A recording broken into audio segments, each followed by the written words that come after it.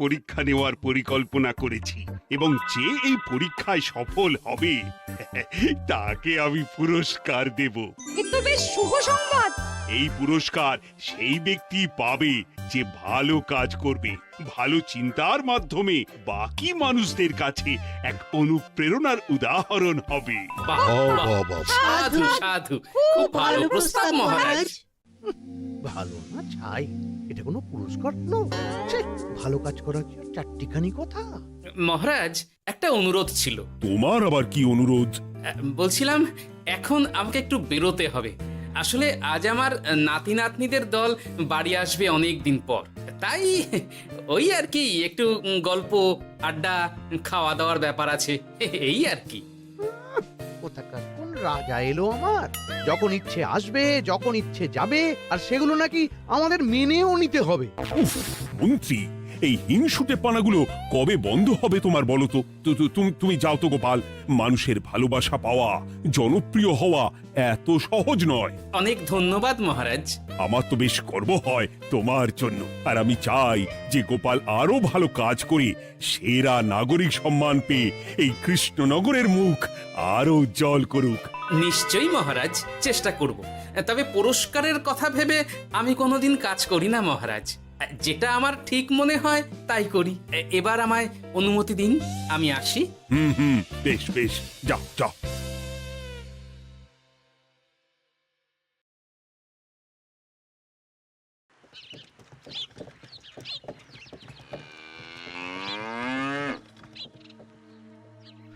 সেরা নাগরিক সম্মান সেটাও নাকি পাবে ওই গোপাল?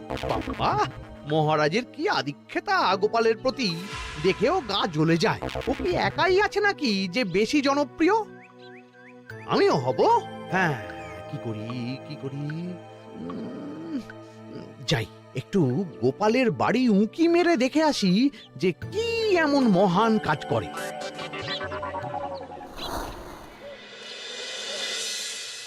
ওদিরা, শরবতটা দারুণ হয়েছে গো। হ্যাঁ, প্রাণটা জুড়িয়ে গেল।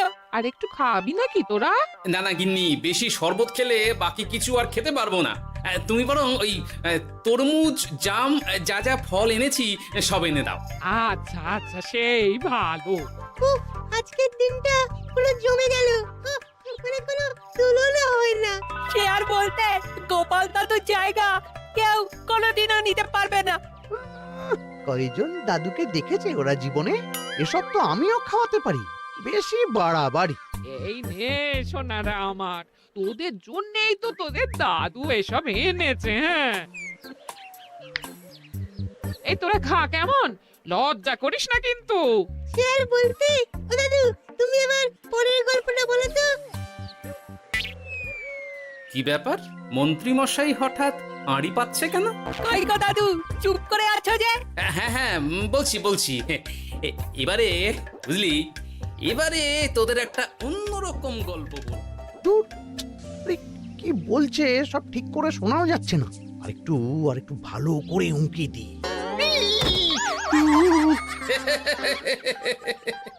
কি মন্ত্রী মশাই, ধরা পড়ে গেলেন তো?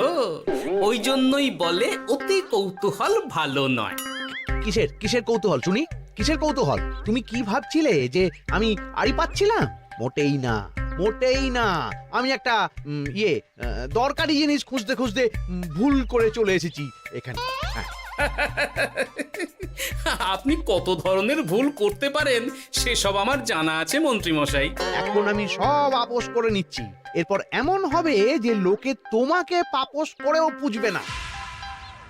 না, কেমন যেন ঠেস মেরে কথাগুলো বলে গেলে মনে হচ্ছে।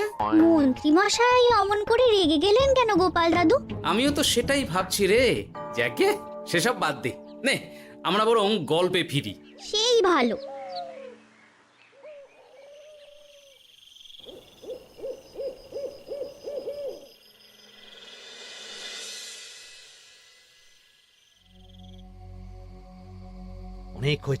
অনেক হয়েছে গোপালের গুণগান।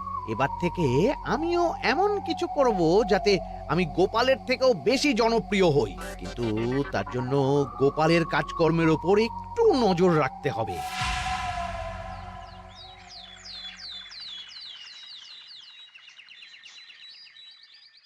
শোন বটাঘটা, কয়েকদিন তোদের গোপালের ওপর পুরো নজর রাখতে হবে। গোপাল কিভাবে কি করছে, কেমন করে করছে, সব এসে আমাকে জানাবি তোরা। আচ্ছা মন্ত্রীমশাই, চিন্তা করবেন না। একেবারে গোপালের দিন পঞ্জিকা বানিয়ে দেব আপনাকে।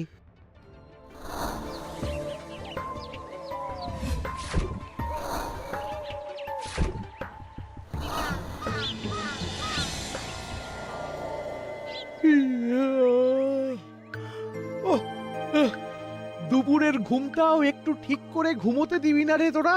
কি হয়েছে বল। আগে মন্ত্রীমশাই আপনিই তো বলেছিলেন। ঠিক আছে, ওহো, বল কি হয়েছে। দেখে যা বুঝলাম গোপাল বড় উদার, পরোপকারীও। সে কাউকে ঠকায় না, আর নিজেও ঠকে না। হ্যাঁ, সবাই তাকে খুব ভালোবাসে। হয়েছে, বুঝেছি। এবার থাম তো। গোপাল পরোপকারী? হাহ, এতদিন ও ছিল, কিন্তু এবার আমার পালা।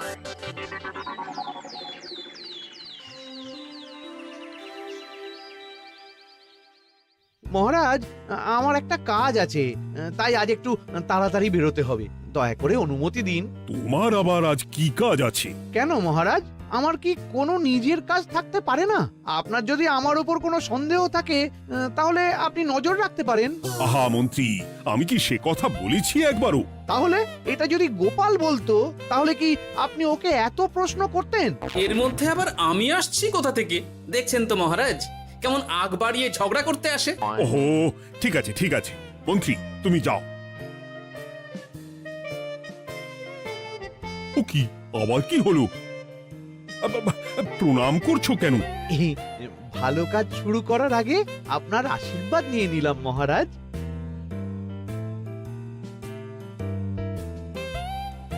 কিছু কি বুঝলেন মহারাজ? না, কি ব্যাপার বলো তো? কি সব ভালো কাজ শুরু করার কথা বললো শুধু? সেটাই তো, থেকে থেকে কি যে হয় বুঝি না।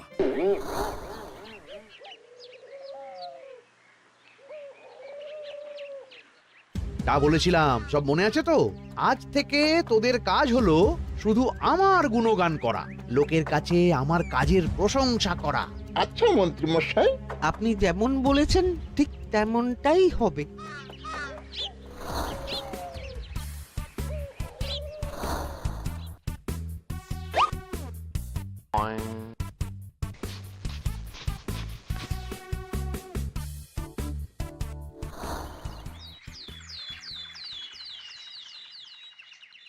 সত্যি কথা, মন্ত্রী মশাই মতো আর ভালো মানুষ হয় না।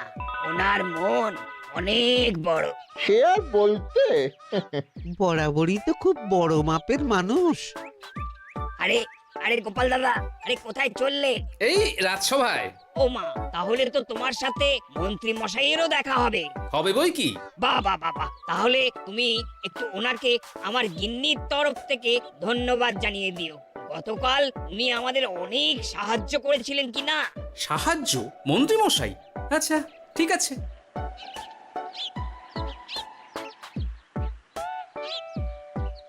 কিরে, কোথায় যাওয়া হচ্ছে সব? আজকাল তো তোদের দেখতেই পাওয়া যায় না। বাড়িতেও গল্প শুনতে আসিস না তোরা। কি করে যাবো বলো তো গোপাল দাদু, সময় হয় না তো। সে কি কথা? খুব চাপ চলছে নাকি? না না, সে কথা নয়। আসলে মন্ত্রী মশাইয়ের বাড়িতে একবার ঢুকলে খাওয়া দাওয়া গল্প খেলা সবকিছু সেরে বেরোতে বেরোতেই অনেক দেরি হয়ে যায়, তাই আর তোমার বাড়িতে যাওয়ার সময় হয় না। মন্ত্রী মশাইয়ের বাড়ি? ও, মন্ত্রী মশাই মনে হয় ভালোই সবার মনে জায়গা করে নিচ্ছে। যাকে ভালো কথা, সবার ভালো হলেই ভালো। তা মন্ত্রী, চারপাশ থেকে তো তোমার নামে বেশ ভালো ভালো কথাই শুনছি। খুব ভালো। এইভাবেই মানুষের পাশে থাকো সব সময়। এখন তো গোপালের থেকেও সবার মুখে তোমার নামই আগে আসে। বেশ হয়েছে, এটাই তো চাইছিলাম। গোপালকে ছাপিয়ে গেল মন্ত্রীর কাজ, সকলের মুখে তাই ওর নাম আজ। ও কি গোপাল, তুমি এত চুপচাপ কেন? সবাই এখন আমায় বেশি ভালোবাসে, এতে কি তোমার কোনো অসুবিধা হচ্ছে গোপাল? অসুবিধা? কি যে বলেন মন্ত্রী মশাই, এটা তো খুব ভালো কথা। তবে কি বলুন তো, মানুষ যত তাড়াতাড়ি মাথায় তোলে, কিছু হলে ঠিক তত তাড়াতাড়ি মাথা থেকে নামিয়ে দেয়। মানে কি বলতে চাইছো? না তেমন কিছু না, ওই নিজের জায়গাটা ধরে রাখাটাই আসল। সত্যি কথা বলেছো গোপাল, এক দুদিনে রাতারাতি কিছু অর্জন করা যায় না। যাই হোক, সভা আজ এখানেই শেষ করলাম। না এখন আর কারোরই আমাকে প্রয়োজন নেই মনে হয়। সবাই তো মন্ত্রীমশাইয়েরই জয়গান করছে, তবু যেন কেমন খটকা লাগছে আমার। ধুর, এত ভেবে কাজ নেই, ভোলা ময়রার দোকান থেকে বরং কটা রসগোল্লা কিনে নিয়ে যাই। ওই গো, আমাকে গোটা 10 রসগোল্লা দাও তো। রসগোল্লা তো হবে না। কি হবে না? এই তো সামনে রাখা দেখতে পাচ্ছি। ওগুলো ওই মন্ত্রী মশাইয়ের জন্য রাখা আছে। ওগুলো ছাড়া তুমি অন্য কিছু বলো, আমি দিচ্ছি। না থাক, কিছু লাগবে না।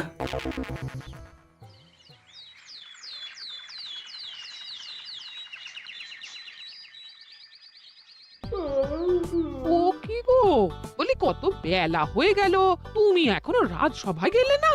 কদিন ধরে দেখছি কিছু হয়েছে, আর তোমার রাজসভায় বলি যেতে ইচ্ছে করে না বুঝি? না না, সেরকম কোনো ব্যাপার নয় গিন্নি। আমি দেরি করে যাই কি তাড়াতাড়ি, কোনো কিছু তো আর কারো জন্য থেমে থাকে না, বলো গিন্নি? মন্ত্রীমশাই তো আছেন, তাহলেই চলবে। এ আবার কেমন কথা? কিছু না, আমি বেরোলাম।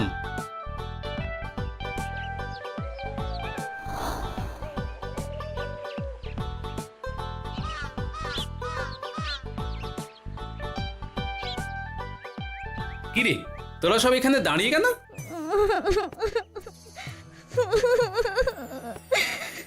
আমরা সব পরীক্ষায় শূন্য পেয়েছি, তাই আমাদের শাস্তি দিয়েছে। আসলে আমরা এতদিন কোনো পড়াশোনা করিনি তো বাড়িতে, পুরো সময়টা শুধু ওই মন্ত্রী মশাইয়ের বাড়িতে মজা করে কাটিয়েছি, তাই এমন হয়েছে। তা নিজের ভুলটা যে বুঝতে পেরেছিস এটাই অনেক। এই কারণেই বলে নিজের কাজ নিজেকেই করতে হয়, বুঝলি? এরপর মন দিয়ে পড়াশোনা করবি, সব ঠিক হয়ে যাবে।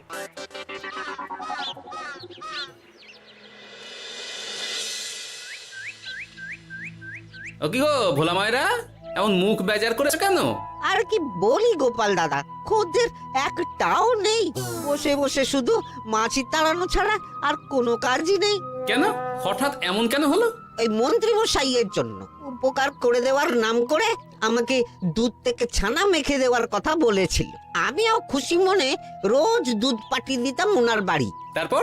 আসলে ওই মিষ্টি বানানো তো আর চারটিখানি কথা নয়, আমার সুবিধাই হতো। হঠাৎ খদ্দেররা সব জানানো শুরু করলো মিষ্টির স্বাদ পাল্টে গেছে, মান কমে গেছে, আর শরীর খারাপ হচ্ছে, এই সব। না না না, এ তো খুব খারাপ ব্যাপার। তার জন্যই তো আমি ওই মন্ত্রী মশাইকে উপকার করতে বারণ করে দিলাম। কিন্তু খদ্দেররা তো এখন আর বিশেষ করে আসতে পারছেন না। এখন তুমি ভরসা, এখন তুমি আমায় উপকার করতে পারো। হ্যাঁ বলো না, কি করতে হবে? তোমাকে তো সবাই খুব মানে। তুমি যদি ওই মিষ্টি খেয়ে সবাইকে বলো যে আমার দোকানের মিষ্টি ভালো, তাহলেই একমাত্র ওই আমার আবার বিক্রি শুরু হবে। বেশ।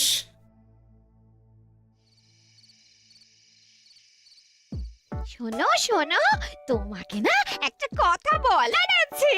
কি কথা? তুমি ভালো মানুষই করছো, তাতে তোমার লাভ, আমার কি লাভ আছে তাতে? মানে তোমার আবার কি চাই?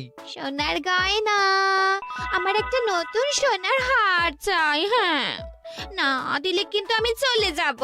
ওই দেখো, আচ্ছা ঠিক আছে ঠিক আছে, দেবো। ও মা, তাই? সত্যি তুমি খুব খুব ভালো। আমি তোমাকে যতটা কিপটে ভাবতাম, তুমি ততটাও কিপটে না। না গিন্নি, তোমার গয়না আমি গড়াবো, কিন্তু খরচ আমি করব না। যাকে বলে মাছের তেলে মাছ ভাজা। সে আবার কি করে সম্ভব? তুমি দেখোই না।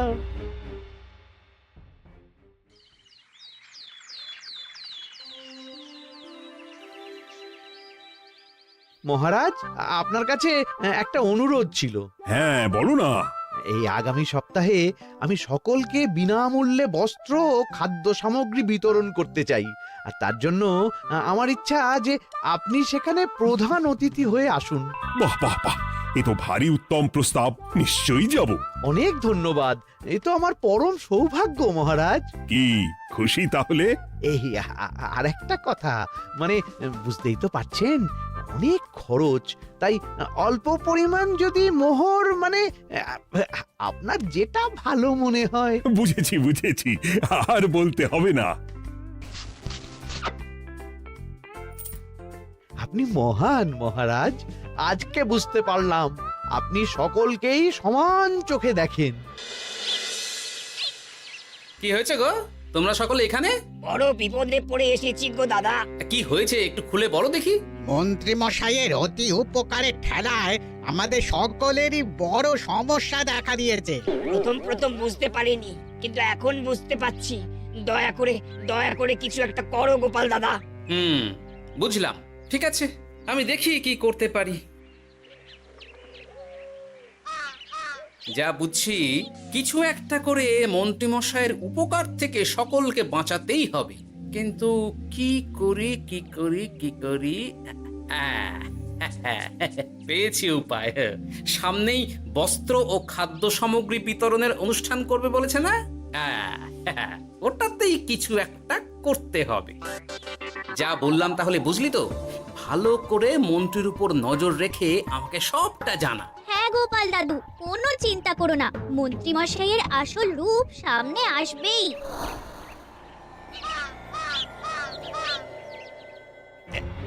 এই নে আগাম কিছু মোহর। সামনের অনুষ্ঠানের জন্য সব থেকে খারাপ মানের কাপড় ও আনাজপাতির বায়না দিয়ে আসবি।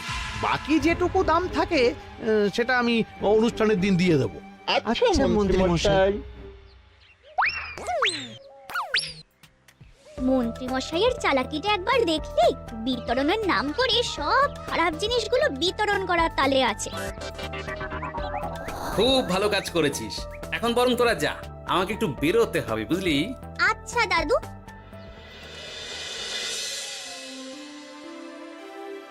তুমি সত্যি বলছো গোপাল? এত বড় বিশ্বাসঘাতকতা! আমার থেকে মোহর নিয়ে, আমার হাত থেকে উপহার নিয়ে আমার প্রজাদেরই ঠকানো। এখনই তাহলে ওই মন্ত্রীকে ডেকে এনে শাস্তি দেওয়া হোক। না মহারাজ, মন্ত্রী মশাই যে শুধু আপনাকে ঠকিয়েছে তা নয়, মানুষের ভালোবাসারও দাম রাখেনি। সবকিছু সবার সামনে হোক। মন্ত্রী মশাইকে কি করে ফাঁদে ফেলতে হয় সে ব্যবস্থা আমি করে ফেলেছি মহারাজ।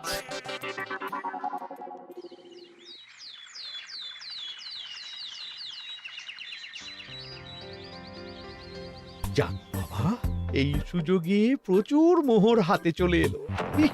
এমনিও আমার চিন্তার কোনো ব্যাপার নেই, সব জিনিস তো মহারাজের হাত দিয়ে বিতরণ করা হবে, তাই খারাপ হলেও সবাই ভাববে মহারাজ দিয়েছে।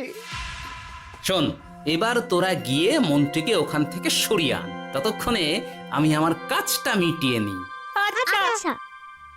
মন্ত্রী মশাই, শিগগিরই চলুন আমাদের সাথে। মহারাজ আপনাকে ডাকছেন ওই গাছতলার ওখানে। এখন? হ্যাঁ, মহারাজ তো আপনার উপর খুব খুশি, তাই দেখে মনে হলো কোনো একটা উপহার দেবেন আপনাকে। তাই নাকি? বটেই তো। আমি এক্ষুনি যাচ্ছি। এবারে জমবে মজা।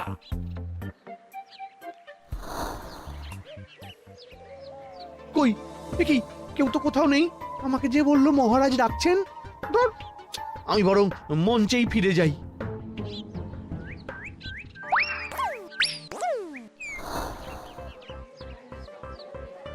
মন্ত্রী মশাই, আমরা চলে এসেছি। আপনি বলেছিলেন আজকে আমাদের পাওনা মিটিয়ে দেবেন। আপনার কথা মতো সবচেয়ে উৎকৃষ্ট মানের কাপড় আমি দিয়েছি। হ্যাঁ মন্ত্রী মশাই, আমিও একদম ওই টাটকা শাকসবজি, মাছ, মিষ্টি সব দিয়ে থলি ভরিয়ে দিয়েছি। এবার দামটা মিটিয়ে দিন। দুজনের মিলিয়ে হয়েছে ওই 1000 মোহর। বাহ মন্ত্রী বাহ, তুমি এত ভালো ভালো জিনিস বিতরণ করছো, আমি তো বিশ্বাসই করতে পারছি না।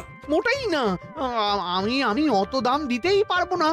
আমি তো ভালো জিনিস দিতে বলিনি, আমি বলেছিলাম সব থেকে খারাপ জিনিসগুলো দিতে।